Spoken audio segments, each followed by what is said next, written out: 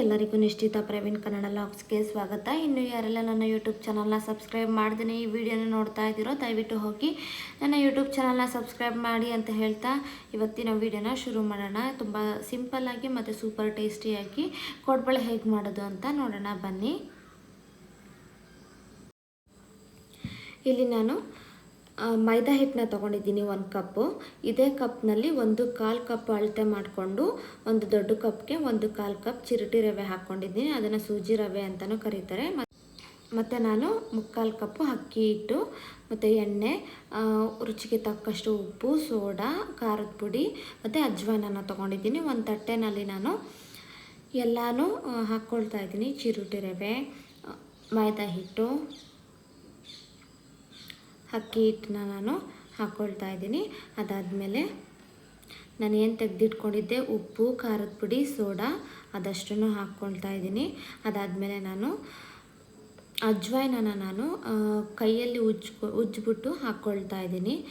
ಅದು ತುಂಬ ರುಚಿಯಾಗಿ ಬರುತ್ತೆ ಆ ಥರ ಕೈಯಲ್ಲಿ ಉಜ್ಜಿ ಹಾಕ್ಕೊಂಡ್ರೆ. ನೀರು ಹಾಕ್ದೇ ಅದಷ್ಟನ್ನು ನಾನು ಮಿಕ್ಸ್ ಮಾಡ್ಕೊಳ್ತಾ ಇದ್ದೀನಿ. ಅದು ಎಲ್ಲ ಕಡೆನೂ ಈ ಉಪ್ಪು ಮತ್ತು ಖಾರದ ಪುಡಿ ಸ್ಪ್ರೆಡ್ ಆಗಬೇಕಲ್ವ, ಅದಕ್ಕಾಗಿ ನಾನು ನೀರು ಹಾಕದೇ ಮಿಕ್ಸ್ ಮಾಡ್ಕೊಳ್ತಾ ಇದ್ದೀನಿ. ಫಸ್ಟು ಅದೆಲ್ಲ ಚೆನ್ನಾಗಿ ಮಿಕ್ಸ್ ಮಾಡಿದ ಮೇಲೆ ಬಿಸಿ ಕಾದಿರೋ ಅಂಥ ಎಣ್ಣೆನ ತಗೊಂಡು ನಾನು 1 ಸ್ಪೂನಷ್ಟು ಹಾಕ್ಕೊಳ್ತಾ ಇದ್ದೀನಿ. ಒಂದು ಸಾಂಬಾರು ಸೌಟ್ನಲ್ಲಿ 1 ಸಾಂಬಾರು ಸೌಟ್ನಷ್ಟು ಕಾದಿರೋ ಎಣ್ಣೆನ ನಾನು ಹಾಕ್ಕೊಳ್ತಾ ಇದ್ದೀನಿ. ಅದು ಗರಿ ಗರಿಯಾಗಿ ಬರೋದಕ್ಕೆ ಸಹಾಯ ಮಾಡುತ್ತೆ ಅಂತ ಹೇಳಿ ಅಷ್ಟೇ. ಅದನ್ನು ನಾನು ಬಿಸಿ ಇರೋದ್ರಿಂದ ಫಸ್ಟಿಗೆ ನಾನು ಸ್ಪೂನಲ್ಲಿ ಮಿಕ್ಸ್ ಮಾಡ್ಕೊಳ್ತೀನಿ. ಅದಾದಮೇಲೆ ಕೈಯಲ್ಲೇ ಮಿಕ್ಸ್ ಮಾಡ್ಕೊಳ್ತೀನಿ.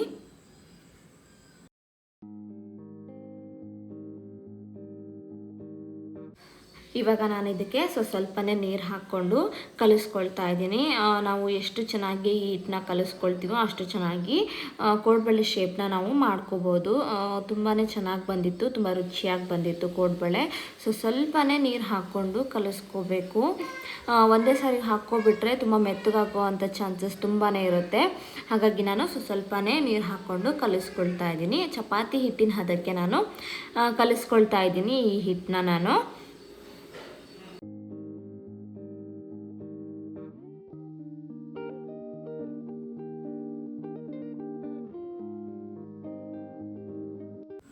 ಚಪಾತಿ ಹಿಟ್ಟಿನ ಹದಕ್ಕೆ ಇದನ್ನು ಚೆನ್ನಾಗಿ ಕಲಿಸ್ಕೋಬೇಕು.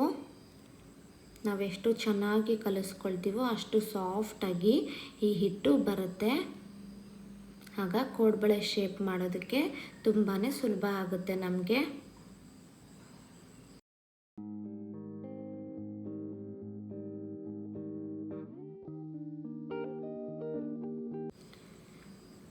ಇದನ್ನು ನಾವು ಎಷ್ಟು ಚೆನ್ನಾಗಿ ಕಲಿಸ್ತೀವೋ ಅಷ್ಟು ಚೆನ್ನಾಗಿ ಕೋಡ್ಬಳೆ ಶೇಪ್ ಬರುತ್ತೆ. ಕೋಡ್ಬಳೆ ಶೇಪ್ ಮಾಡ್ಕೊಳ್ಳೋದಕ್ಕೆ ತುಂಬಾ ಸುಲಭ ಆಗುತ್ತೆ. ಹಾಗಾಗಿ ಇದನ್ನು ಸ್ವಲ್ಪ ಚೆನ್ನಾಗಿ ಕಲಿಸ್ಕೋಬೇಕು.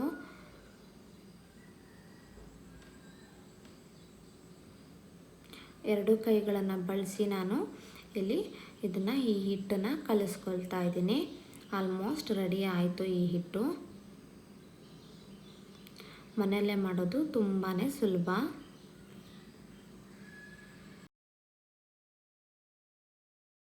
ಹಿಟ್ಟು ಕಲಸಿದ್ದಾಯ್ತಲ್ವ, ಇನ್ನೊಂದು ಕಡೆಗೆ ನಾನಿಲ್ಲಿ ಎಣ್ಣೆ ಕಾಯೋದಕ್ಕೆ ಅಂತ ಇಡ್ತಾ ಇದ್ದೀನಿ. ನಾನಲ್ಲಿ ಕೋಡ್ಬಳೆ ಮಾಡ್ಕೊಳ್ಳೋದ್ರೊಳಗಡೆ ಇಲ್ಲಿ ಎಣ್ಣೆ ಕಾದ್ಬಿಡುತ್ತೆ.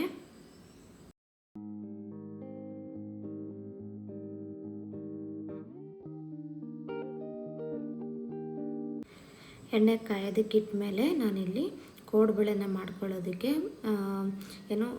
ರೊಟ್ಟಿ ಉದ್ದುತ್ತೀವಲ್ಲ ಆ ಮಣೆನ ತೊಗೊಂಡಿದ್ದೀನಿ. ಈ ಥರ ಹಿಟ್ಟನ್ನ ಏನಿರುತ್ತೆ ಈ ಥರ ಉದ್ದಕ್ಕೆ ಮಾಡಿಕೊಂಡು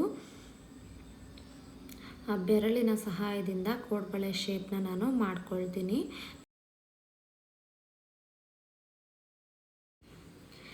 ಕೋಡ್ಬಳೆ ಮಾಡೋದು ತುಂಬಾ ಈಸಿ, ನೋಡಿದ್ರಲ್ಲ ನೀವೇ.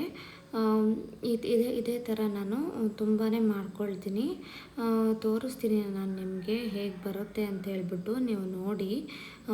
ತುಂಬಾ ಸುಲಭ. ಒಂದು ಬೆರಳಿಗೆ ಆ ಹಿಟ್ಟನ್ನ ಸುತ್ತಬಿಟ್ಟು ಎಷ್ಟು ಆ ಸುತ್ತ ಏನಿರುತ್ತೆ ಅದೆಷ್ಟಾಗುತ್ತೆ ಅಷ್ಟು ಸುತ್ತಬಿಟ್ಟು ನಮಗೆ ಎಷ್ಟು ಬೇಕೋ ಅಷ್ಟು ಕೋಡ್ಬಳೆನ ಮಾಡಿಕೊಂಡು ಆ ಸೈಜ್ಗೆ ಕಟ್ ಮಾಡಿಕೊಂಡ್ರೆ ಮುಗ್ದೋಯ್ತು. ಕೋಡ್ಬಳೆದು ಶೇಪ್ ಬಂದುಬಿಡುತ್ತೆ. ತುಂಬಾ ಈಸಿ ಮತ್ತು ತುಂಬಾ ರುಚಿಯಾಗಿ ಬಂದಿತ್ತು.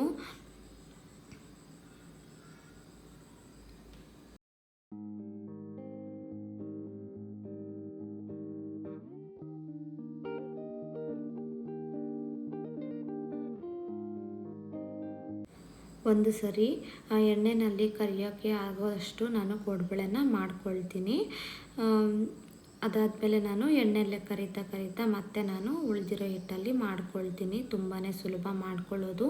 ಈಗ ಎಣ್ಣೆ ಕಾದಿದೆ, ಅಷ್ಟು ಮಾಡ್ಕೊಳ್ಳೋದ್ರೊಳಗೆ ಎಣ್ಣೆ ಕಾದ್ಬಿಟ್ಟಿತ್ತು.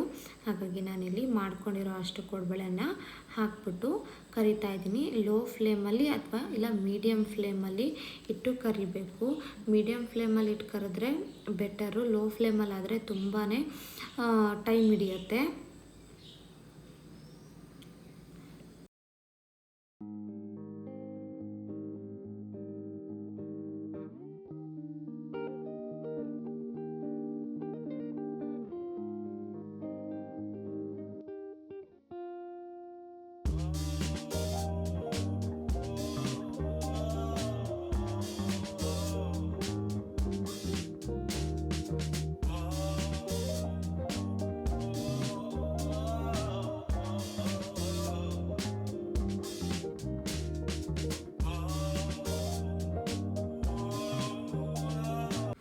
ಇದನ್ನು ಮೀಡಿಯಮ್ ಫ್ಲೇಮಲ್ಲಿ ಇಟ್ಟು ಕರೆದ್ರೆ ಚೆನ್ನಾಗಿರುತ್ತೆ. ಒಳಗಡೆ ಎಲ್ಲ ಚೆನ್ನಾಗಿ ಬೆಂದಿರುತ್ತೆ.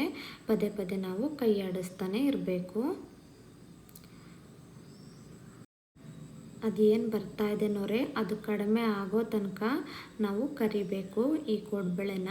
ಅದಾದಮೇಲೆ ಕಲರ್ ಚೆನ್ನಾಗಿ ಬರಬೇಕು. ಅದಾದಮೇಲೆ ಮತ್ತೆ ಗರಿಯಾಗಿ ಬರೋವರೆಗೂ ಈ ಕೋಡ್ಬಳೆನ ಕರಿಬೇಕು.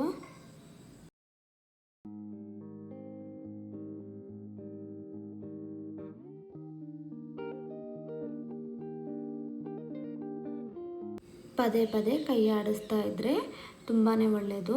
ಎಲ್ಲ ಕಡೆನೂ ಅಂದರೆ ಎರಡೂ ಕಡೆನೂ ಬೇಯುತ್ತೆ ಕೋಡ್ಬಳೆ. ಒಳಗಡೆ ಎಲ್ಲ ಚೆನ್ನಾಗಿ ಬೇಯಬೇಕಲ್ವ, ಹಾಗಾಗಿ ಪದೇ ಕೈ ಆಡಿಸ್ತಾ ಇರಬೇಕು. ಆ ನೊರೆ ಬರೋದು ಕಡಿಮೆ ಆಗೋ ತನಕ ಕರಿತಾನೆ ಇರಬೇಕು. ಬಣ್ಣ ಚೇಂಜ್ ಆಗಬೇಕು, ಅದು ಗರಿಯಾಗಿ ಬರಬೇಕು.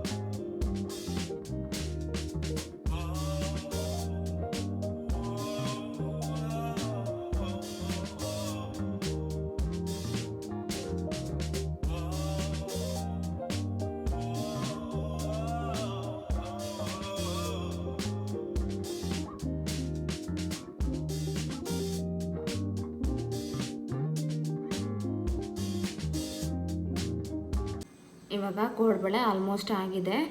ನೋಡ್ತಾ ಇರ್ಬೋದು ನೀವು, ಕಲರ್ ಕೂಡ ಎಷ್ಟು ಚೆನ್ನಾಗಿ ಬಂದಿದೆ ಅಂತ ಹೇಳ್ಬಿಟ್ಟು ಮೀಡಿಯಮ್ ಫ್ಲೇಮಲ್ಲಿಟ್ಟು ಫ್ರೈ ಮಾಡ್ಕೊಂಡಿದ್ದೀನಿ. ಆಲ್ಮೋಸ್ಟ್ ಆಗಿರೋದ್ರಿಂದ ನಾನು ಇವಾಗ ಕೋಡ್ಬಳೆನ ತೆಗಿತಾ ಇದ್ದೀನಿ.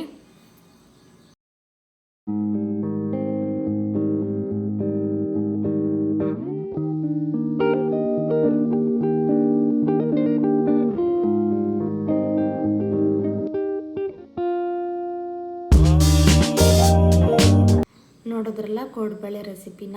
ಈ ವಿಡಿಯೋ ನಿಮಗೆ ಇಷ್ಟ ಆಗಿದ್ರೆ ಕಮೆಂಟ್, ಶೇರ್, ಲೈಕ್ ಮಾಡಿ. ಹಾಗೆ ನನ್ನ ಯೂಟ್ಯೂಬ್ ಚಾನಲ್ನ ಸಬ್ಸ್ಕ್ರೈಬ್ ಮಾಡಿ. ಇವತ್ತಿನ ವಿಡಿಯೋ ಇಷ್ಟೇ. ನಾವು ನಮಗೋಸ್ಕರ ನಮ್ಮವ್ರಿಗೋಸ್ಕರ ಬದುಕೋಣ ಅಂತ ಇವತ್ತಿನ ವಿಡಿಯೋನ ಮುಗಿಸ್ತಾ ಇದ್ದೀನಿ. ಬಾಯ್.